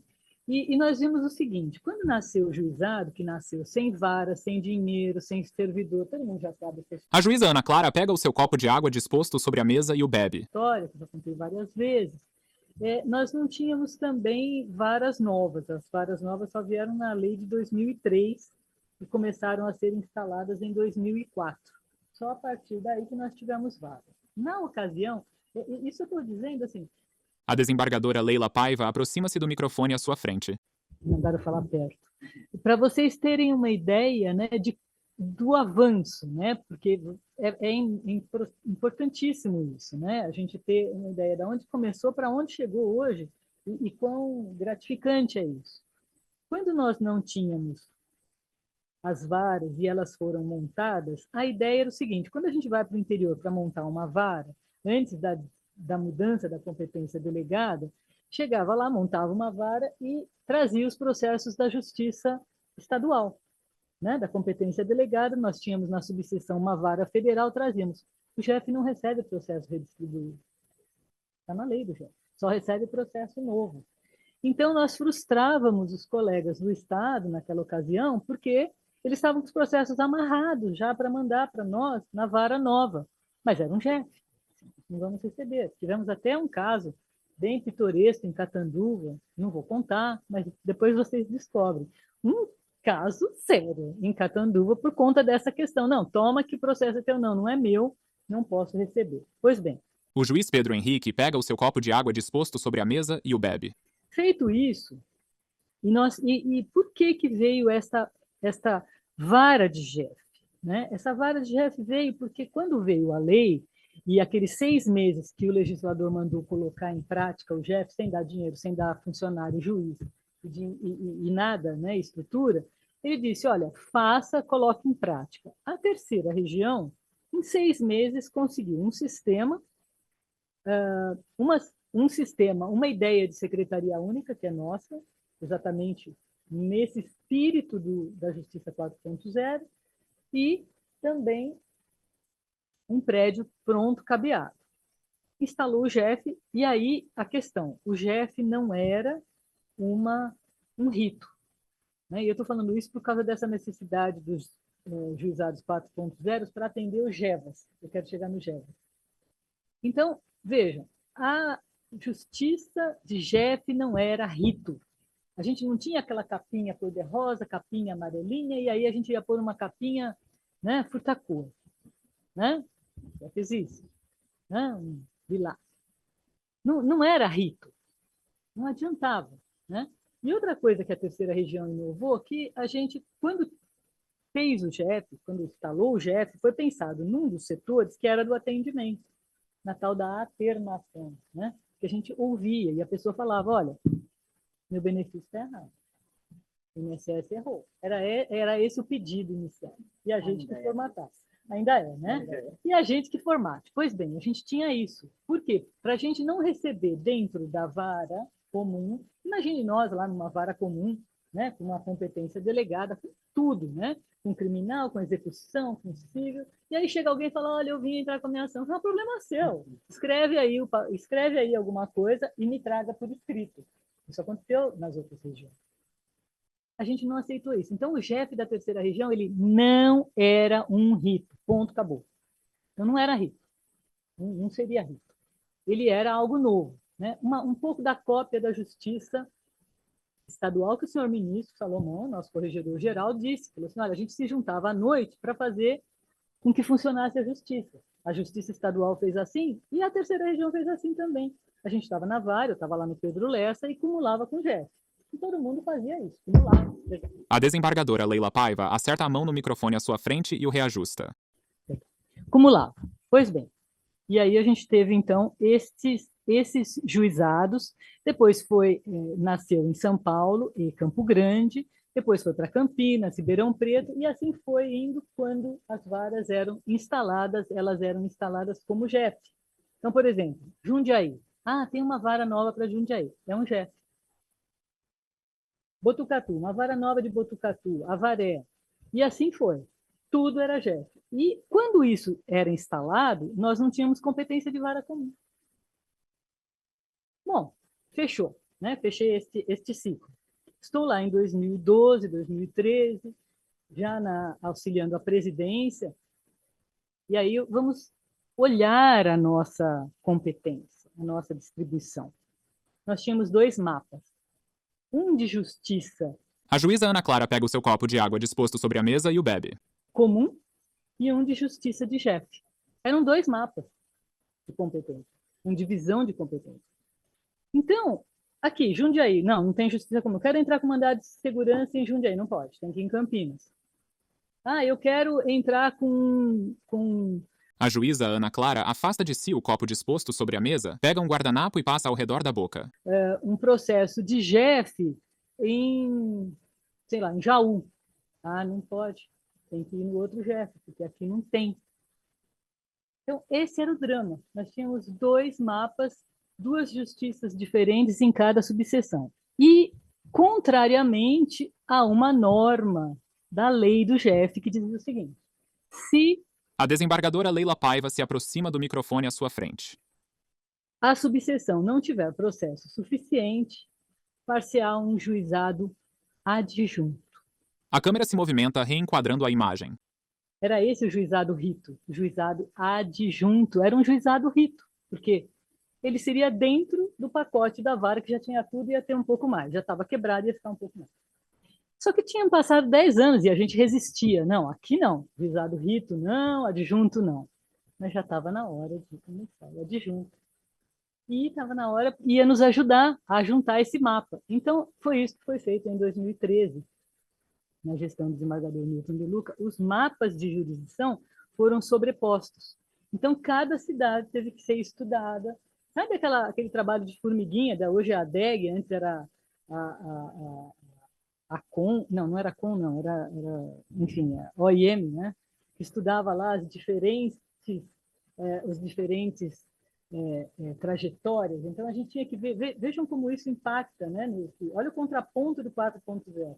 A gente tinha que olhar a distância de um JEF no outro, a distância de uma vara no outro, a distância das cidades, para ver qual cidade ia para este JEF, qual cidade ia para este JEF, qual cidade ia para essa vara, qual cidade ia para essa vara. Era tudo papel. No físico, na comum era papel e no resto era JEF. Então, hoje nós estamos falando de algo que faz dessa jurisdição, eu estou imaginando aqui, né? Cadê o coloridinho do mapa? Né? Não teremos mais um coloridinho nesse mapa. Aquela pintura toda de divisão de cidades, essa cidade está aqui, por que não aqui? Porque a gente sabe que ali tem uma cadeia montanhosa, e que para chegar naquela cidade tem que dar a volta numa montanha, não dá para colocar ela do outro lado, ela está mais perto aqui, mas é melhor que ela venha para cá do que ela dê essa volta. Essas coisas assim básicas foram vistas. Né? Agora, imagina com o núcleo 4.0, nessas varas, inclusive de GEVA, né, que ficaram algumas sobrecarregadas, sim, porque o núcleo, o juiz acabou tendo que assumir um chefe adjunto. Muitos diziam, olha, o processo corre rápido aqui, e corria mesmo. Mas nós estávamos descumprindo e sendo cobrados pelas corregedorias e pelas coordenadorias de JEF de Brasília para dizer, não, mas tem que ter, todas as subseções tem que ter. Nós não tínhamos. Então, foi colocado nesses GEVAS. O nome veio da resolução mãe, assim, batizada pelo desembargador Santos Neves, que foi o nosso primeiro diretor do foro e tudo mais, colocou em prática. Então, agora eu estou imaginando, primeiro, que este mapa não tem mais cor, que vão ser os núcleos, né? E o núcleo eu posso estar aqui julgando Ponta Porã. Alguém em Ponta Porã pode estar julgando, alguém em Coxim pode estar julgando Sorocaba. Né? Então, esse é o bonito, né? Esse auxílio nos GEVAS, porque sempre me preocupou essas varas de GEVAS, que elas ficaram, né? As presidências acabam, aí ficam para as próximas, né? E aí temos uma solução para o GEVAS, e é tudo tão fantástico que eu quero estar bem perto de tudo isso, porque me fascina. Agradeço. Alguém quer fazer alguma colocação, uma pergunta, complementar? Por favor, Ivana, pode falar. A desembargadora Leila Paiva afasta o microfone à sua frente. Pedro, me corrija se eu estiver errada, mas os processos de instrução são os processos mais, acho que em regra são os processos mais antigos, pelo menos os que vieram nas últimas levas que a gente recebeu, que eu percebi que eram processos muito antigos, que estavam A câmera se movimenta reenquadrando a imagem e mostrando todos os presentes à mesa. com mais tempo em conclusão para a sentença no segundo núcleo de benefício por incapacidade LOAS. São dois critérios. São De dois, fato, né? O juiz Pedro Henrique movimenta o microfone à sua frente. na incapacidade, como não há audiência, o critério que, inclusive, é previsto pelo CNJ na resolução é a conclusão a mais tempo para a sentença. Você vai olhar as unidades que estão com a conclusão para audiência muito longas, acima de 100 dias, principalmente, né? Muito mais que 100 dias. No caso das instruções, o que se tentou foi reduzir a pauta de audiência dos juizados mais problemáticos. Então, a gente fez a primeira lista, a gente viu que tinha alguns com mais de um ano, né? Então, a gente selecionou esses juizados com a pauta mais extensa, evidentemente que não só olhou só a extensão da pauta, mas quantas audiências faz por semana, quantas faz por dia, para ser bastante justo nessa eleição. Então, existem esses dois critérios: elevado prazo para elaboração de sentença e elevado prazo para designação de audiência. Com esses dois critérios foram selecionados os processos, foram selecionadas as unidades e, evidentemente, por exemplo, o juizado X tem uma pauta de um ano. Evidentemente, a ideia era trazer a pauta mais próxima, então os processos que estavam mais longe foram encaminhados para os núcleos, que aí iam ser julgados, iam reduzir a pauta dos juizados, e esses processos que estavam mais lá na frente, né, para realizar a audiência já seriam instruídos e julgados nos núcleos de imediato.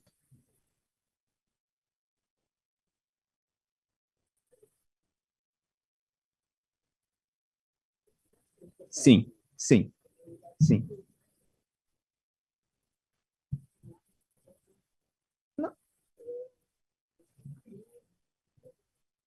Na prática, o que a gente vislumbrou é que não houve mesmo isso, assim. O Pedro falou que esses foram os critérios que foram inicialmente adotados porque a gente precisava de partir de algum lugar e até que a gente começasse a fazer, a gente não conseguia ter uma ideia de outros critérios que pudessem ser utilizados, mas hoje a gente já consegue pensar em algumas outras coisas. A gente andou conversando nos processos de incapacidade de LOAS, por exemplo, de levar em conta outros números, outras estatísticas. O tempo entre o ajuizamento e a realização de perícia, o tempo entre a realização de perícia e a aprovação de uma sentença, o tempo entre ajuizamento e sentença, qual a taxa de tramitação processual, qual que é o tempo de duração do processo naquela unidade, são critérios que a gente pensa em utilizar também. Porque, às vezes, aconteceu em termos práticos, agora a gente vai ter uma nova remessa de processos para o segundo núcleo de incapacidade. E a gente, ao invés de selecionar poucas unidades, a gente optou por, dessa terceira vez, De cabeça baixa, a desembargadora Leila Paiva pega e olha para a tela de seu celular. tentar auxiliar outras unidades que não tinham sido auxiliadas ainda e aumentar o número de unidades, ainda que a gente reduzisse o número de processos. E aí, pela presidência, foi feito contato com todas as unidades para chamar justamente para dizer, olha, a gente está chamando processos. A desembargadora Leila Paiva dispõe o seu celular na mesa. E uma das unidades falou, mas eu não tenho, eu só tenho 6 processos conclusos para incapacidade, embora seja uma unidade numericamente muito grande que atenderia esses critérios. Então, a gente hoje consegue perceber que só tempo para sentença talvez não seja o único critério, porque a gente tem que levar isso em conta também, que o Pedro falou. Às vezes a gente pensa numa pauta de audiência mais extensa, mas por que essa pauta de audiência é mais extensa? É porque realmente aquele juiz está no limite, ele faz 3 vezes na semana, 5, 6 audiências por dia, ou a audiência está muito extensa, porque ele faz 2 vezes no mês, 4 audiências por dia. Então, também são critérios que a gente precisa observar e que a gente quer detalhar mais nessa análise. Mas as unidades, elas não escolhem, não dá para fazer, vamos redistribuir, então eu vou pegar tudo de tempo especial com 12 agentes diferentes de todos os tipos e mandar para mim. É isso, com 7 indústrias de sapato diferente, mas as coisas não, são os processos mais antigos e por isso que demanda mais. Também não faz nenhum sentido mandar para o núcleo processos novos. Isso, aconteceu, assim, os critérios de elegibilidade de unidade são bem objetivos, mas evidentemente que não há nenhum tipo de imposição, né, de determinação para as unidades na remessa desse processo. Naturalmente, elas têm atendido a esses critérios para reduzir a pauta de audiências e o tempo de sentença. Teve até um caso específico que veio um processo que a audiência estava marcada para muito próximo. Aí o diretor de secretaria entrou em contato com o diretor dessa unidade e falou, olha, esse aqui está perto de fazer audiência, não tem necessidade de mandar para o núcleo, pode ser que aqui a audiência seja feita depois do que seria feito aí. Aí ele falou, não, na verdade, a gente não percebeu isso, eles ajustaram e, assim, o bom senso tem prevalecido, assim, o critério objetivo tem sido seguido não só por parte do Comitê Gestor e do GACO, como também por parte das unidades apoiadas.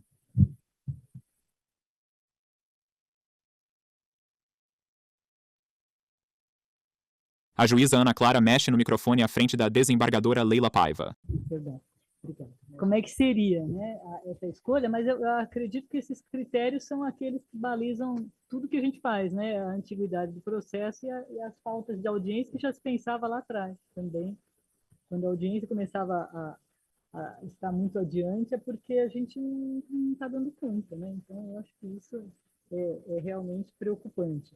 Mas é o futuro. E eu quero, não sei se alguém tem mais alguma questão para colocar? Não?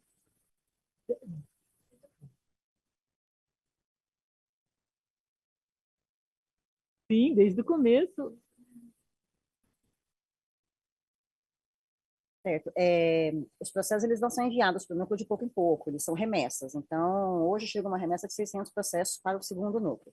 A primeira coisa é que os processos só vêm para o núcleo se as duas partes concordam com a remessa do processo na origem. De cabeça baixa, a desembargadora Leila Paiva pega e olha para a tela de seu celular. O INSS, por ato administrativo, já concordou irrestritamente, então isso já é um problema menos que a gente tem. Quanto à parte autora, a gente não teve recusa ainda, porque ela vislumbra ali a possibilidade do processo ser decidido mais rápido. A desembargadora Leila Paiva dispõe o seu celular na mesa. Os processos eles chegam no núcleo juntos, de uma vez só. São 600 processos que aportaram no núcleo ali de uma vez. Os juízes, eles são... De cabeça baixa, a desembargadora Leila Paiva mexe em alguns papéis. Eles são cadastrados no PJE por juízo dentro de um núcleo, mas a gente consegue enxergar como se fosse na vara, a gente enxerga titular e substituto. Mas o PJE não faz a distribuição por juízo. Então, a distribuição é feita... Mulher de pele branca e cabelos pretos, aproxima-se da desembargadora Leila Paiva e dispõe em cima da mesa alguns papéis. De cabeça baixa, a desembargadora Leila Paiva mexe nos papéis deixados ao seu lado. Aleatória, numérica, mas assim, por quantidade. Então, se são 600 processos de 5 juízes, vão ser 120 processos para cada um dos juízes e eles são etiquetados. Mas não tem seleção, assim, esse produto fulano, esse. Ela é uma distribuição manual, mas ela é uma distribuição manual que não abre processo. Porque o PJE ainda, pelo menos por enquanto, né, Adriana? Não sei se existe um projeto de mais pra Ana frente. Clara, Claro. O juiz Pedro Henrique aproxima o microfone à sua frente. Eu acho que, na verdade, da mesma forma que nós temos distribuição entre titular e substituto com cargo judicial, hoje me parece que o Davi da AGES já implementou isso, que cada juiz tem uma tabela pré-determinada, imutável. Doutora Ana Clara, é o terceiro juízo do segundo cada núcleo. juiz é vinculado Então, a um juízo. existe os cargos judiciais. Primeiro juízo, segundo juízo de cada núcleo.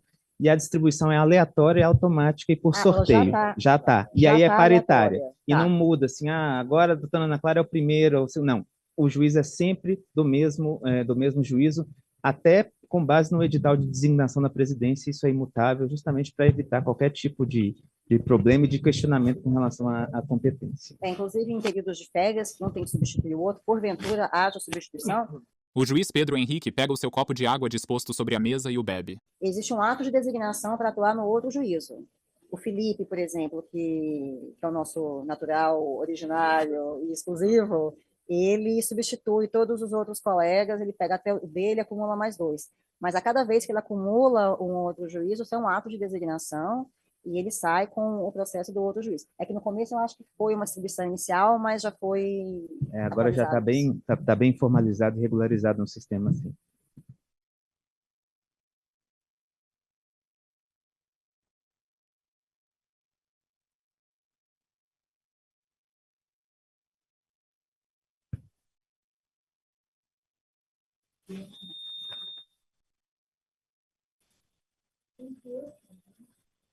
De cabeça baixa, a juíza Ana Clara mexe em alguns papéis.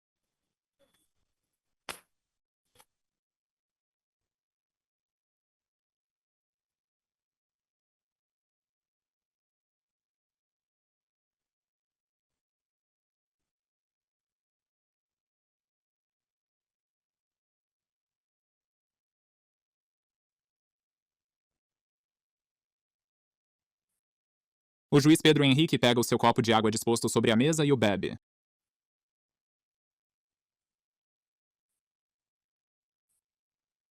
A juíza Ana Clara usa os papéis dispostos na mesa para se abanar.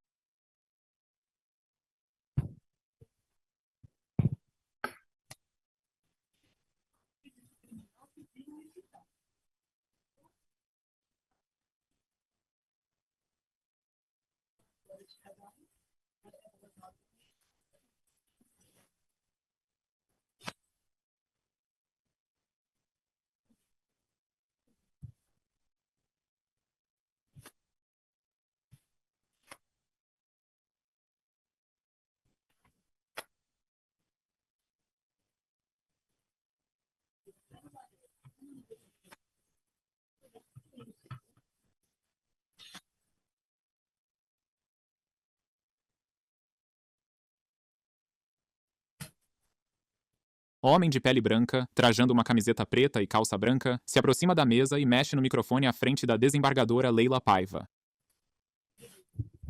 Obrigada. Para não ter esses riscos com a corregedoria, que sempre se preocupa com o juiz natural e quem é, né? Mas é ótimo, porque se já tem os números, a gente vai com esses números, né? O final do processo, ou a distribuição dos paritários, isso é ótimo, muito bom. Quem mais? Ótimas questões.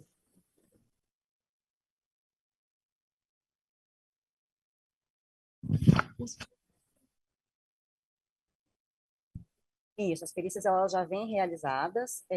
A realização de perícia nos núcleos, eu acho que é o entrave prático maior que a gente tem hoje. Porque é o que eu falei, não dá para a gente mandar a parte pelo PJE. Isso. A gente pensou em mutirões, quando os núcleos forem efetivamente implantados e com juízes lotados, a gente já começou a pensar como funcionaria uma central de perícia para os núcleos. Mas demandaria formas mistas de realização dessas perícias, mutirões regionalizados, mas, ao mesmo tempo, talvez sejam insuficientes os mutirões regionalizados, porque para a parte pode ser muito custoso chegar, por mais que a gente pense, não é tão longe, são só 200 quilômetros, mas é muita coisa 200 quilômetros. É muito complicada, é muito difícil. A desembargadora Leila Paiva vira e conversa com o juiz Pedro Henrique. Os processos hoje eles já chegam com as perícias feitas. Se existe uma necessidade de baixa em diligência para complementação pelo núcleo, a gente baixa em diligência, mas o processo volta para o núcleo depois. Então, ele sai do núcleo só depois da sentença.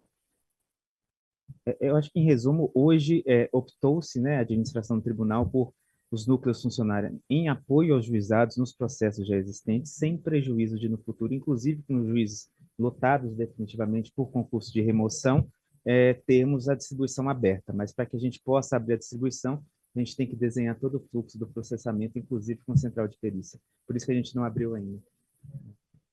Essa é uma das possibilidades que a gente encontra.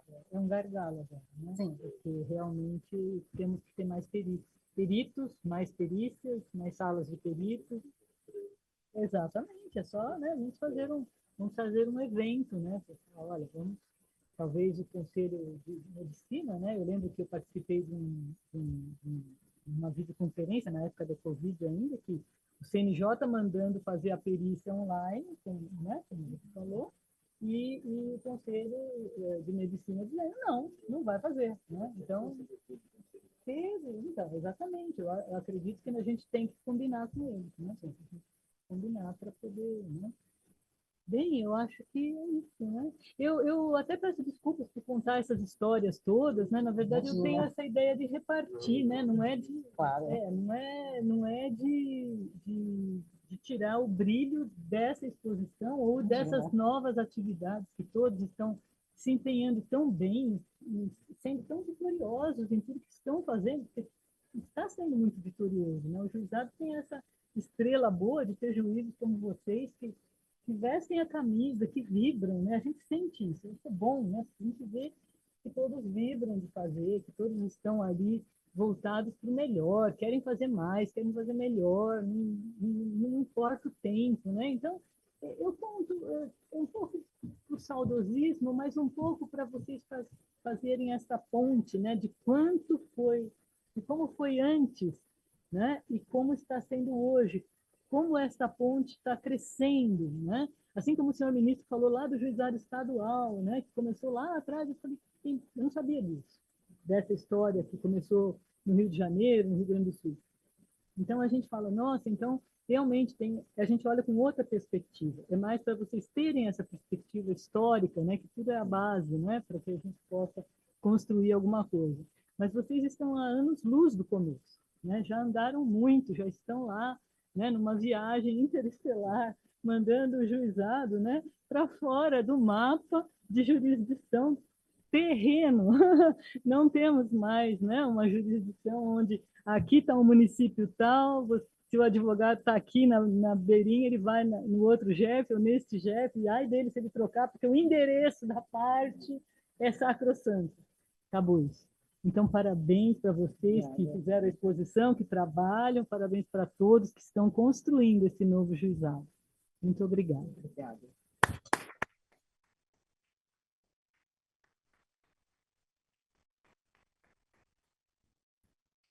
E eu queria só avisar que nós temos um outro evento ainda pela semana, né? O evento do CLISP, que nós teremos na sequência. Recording stopped.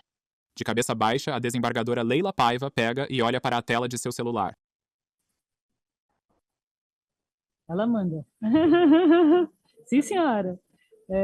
Teremos o evento do Centro Local de Inteligência do Juizado, né, que será a reunião online do CLISP. E amanhã eu já convido a todos para a palestra de isenção de imposto de renda por doença grave, questões controvertidas. A juíza Ana Clara usa os papéis dispostos na mesa para se abanar. O juiz moderador é o doutor Antônio André Muniz Mascarenhas de Souza, os debatedores, o doutor advogado Alessandro Cardoso Faria, o perito médico doutor Fábio Pança e a procuradora da Fazenda Nacional, doutora Raquel Godoy Miranda de Araújo, estão todos convidados para amanhã às 9 horas.